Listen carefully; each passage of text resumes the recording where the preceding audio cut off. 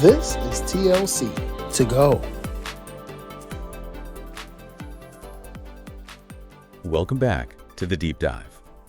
So, if you're teaching in the health sciences, you definitely know the challenge we're talking about today. Oh, yeah.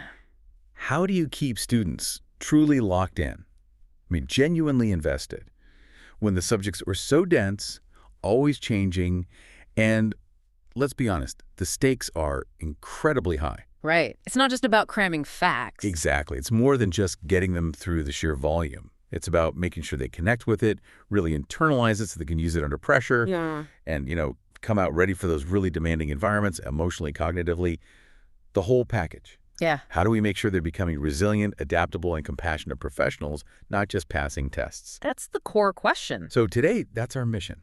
We're going to peel back the layers on student engagement. Okay, let's unpack this. And for this, we're leaning on some really valuable insights today, specifically from the UTHSC Teaching and Learning Center. Our source material describes it as really a dedicated hub. Its whole purpose is supporting and boosting teaching excellence. Sounds great. Think of it as a go-to spot, whether you're looking for new teaching ideas, ways to fine-tune what you already do, or just need a quick practical tip. They've got a whole range of things, programs, events like webinars, teaching awards to recognize great work, and they also have this fantastic library of resources, including these 5-minute university guides. Oh, I like the sound of that. Quick hits. Exactly. Quick, digestible stuff for busy faculty. So for you listening, the health sciences faculty, this deep dive is really tailored. It's about enhancing your impact and creating a truly engaging learning space for your students. An indispensable resource, it sounds like. So let's get right to it. When we say student engagement, what exactly are we defining here? Good question. Our source puts it pretty clearly. The degree of attention, curiosity, interest, and investment students show toward learning. Right. Attention, curiosity, interest, investment. Those are the key words. And in our world, in health sciences, this isn't just like a soft skill or something nice on the side. It's fundamental. Absolutely foundational. It's the difference, isn't it, between a student who just memorizes symptoms for an exam and one who genuinely understands the underlying pathology, connects it to a complex patient case, and can actually reason through a diagnosis when things get tough. Yeah, thinking on their feet. It's crucial for that deep, meaningful learning, for getting them ready for clinical practice nuances, and even for shaping their professional identity, who they become as healers. And what's really fascinating here is why it's so critical, especially in health professions education. I mean, the pressure is unique. Definitely. The research our source points to. It confirms that when students are genuinely engaged, curious, invested, focused, they're way more likely to stick with it. Stick with those really tough programs. Exactly. Through the rigorous, sometimes really emotionally draining parts of their training, they also develop much stronger clinical reasoning skills. So not just knowing, but applying. Right. Applying knowledge to new situations, bridging that gap between the textbook and the bedside, and they get much more involved in collaborative work, those interprofessional settings. Team rounds, simulations. Yeah, all that stuff, that's basically the backbone of modern healthcare. Engaged students thrive there. So, okay, it sounds like it's not just about the student having some innate talent or drive, is it? No, definitely not. What's the instructor's role? Can we actually create engagement with specific strategies, or is it just, does it just happen? Oh, we absolutely can cultivate it. It's definitely not all on the student. The instructor is pivotal in setting the stage. How so? Well, through deliberate choices, like fostering psychological safety, that's huge. Meaning students feel safe to ask questions. Even the dumb ones. Exactly. Or admit they don't know something without feeling judged. Also, clearly showing why the material matters its relevance to their future practice. Connecting the dots for them. Yes. And building in real opportunities for interaction, not just passively listening. When educators do this intentionally, they really can transform the learning environment. Okay. They create spaces that support active learning, deeper connections with the material, and, critically, with the realities, the messy parts of clinical practice. So designing for engagement, not just hoping it shows up. Precisely. That makes a lot of sense. But, you might be listening and thinking, okay, sounds good, but does it really move the needle? Does it make better clinicians? Yeah, the so what question. Right. But And according to our source, the answer is a big yes. Let's dig into some of those tangible benefits, why engagement truly matters. Let's do it.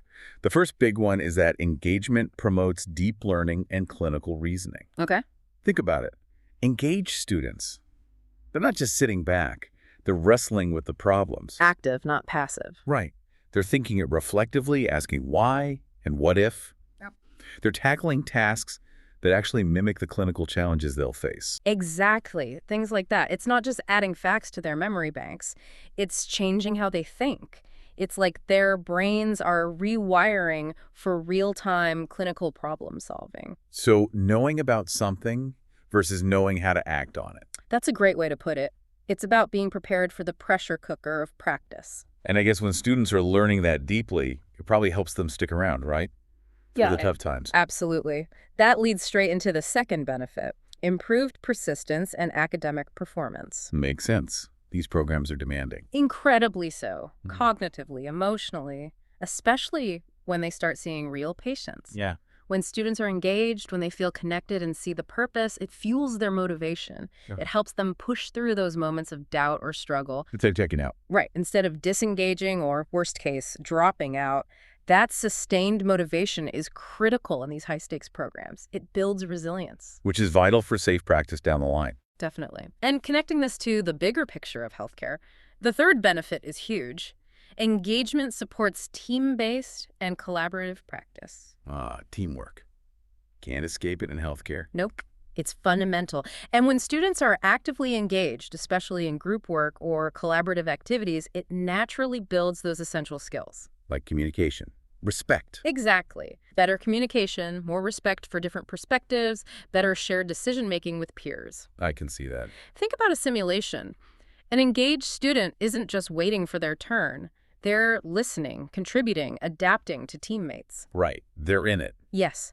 And that active participation translates directly to better performance in those real interprofessional settings where patient outcomes depend on everyone working together effectively. Okay, so the why is clear. It's crucial. Now, you mentioned practical strategies earlier. Our source from UTHSC has actual tips, right? Things faculty can use. Yes, and this is where it gets really actionable. These are concrete things you can try, maybe even next week. Perfect. What do we got? Okay, one of the simplest but really effective is chunk and check. Chunk and check. Okay. We've all experienced lecture fatigue, right? Attention drifts. This just means breaking down lectures or teaching segments into shorter chunks, maybe 10, 15 minutes. Then you pause. Give students a chance to process, maybe reflect for a minute, answer a quick poll question, do a very brief activity. So not just plowing through for an hour. Right. You could use something like Poll Everywhere for a quick pulse check, or just ask them to jot down the muddiest point from that last chunk. It re-engages their brains. I like that. Simple but powerful. What else? Another big one. Use collaborative learning techniques, but importantly, structured techniques. Not just get into group. Exactly. Think pair share. Student thinks alone, discusses with a partner, then shares with the class. Okay. Or more involved things like case-based learning, team-based learning, TBL, or problem-based learning, PBL. These methods force students to engage with each other, apply the content, explain their thinking. It really solidifies learning. Gets them talking and doing. Precisely. And related to that, especially vital for us, model thought processes. Showing your work, essentially. Kind of. When you demonstrate something or discuss a case, talk through your reasoning out loud. Like, here's what I'm thinking. Yes. My first thought is X, but this lab result makes me reconsider. Now I'm thinking why. Because explain how you handle uncertainty, how you make decisions. Demystifying the expert brain. Exactly. It shows them the process of clinical reasoning, not just the final answer. It models the thinking you want them to develop. That's fantastic. Okay, so chunk and check, collaborative learning, modeling. What else? Well, building on that modeling idea, it's also key to normalize uncertainty and foster a growth mindset. Oh, this is so important in health fields, the pressure to know everything. It's immense, but real practice is messy, right? Full of unknowns. Definitely. So tell students it's okay not to know everything. That ambiguity is normal. Model your own curiosity. Show them you're still learning, too. Creates that psychological safety we mentioned earlier. Exactly. It allows them to take risks, ask questions without fear, and really engage with tough stuff instead of shutting down. Makes perfect sense. Though what about in the clinical setting itself? Any specific tools? Yes, the source highlights structuring clinical learning using frameworks like summarize the case, narrow the differentials, analyze the differentials, probe the preceptor, plan management, select a case-related issue for learning. Okay, quite structured. Very. It guides the student through presenting and thinking about a case. PEF is prediction exposure feedback. Students predict what they'll find, they experience it, then get feedback.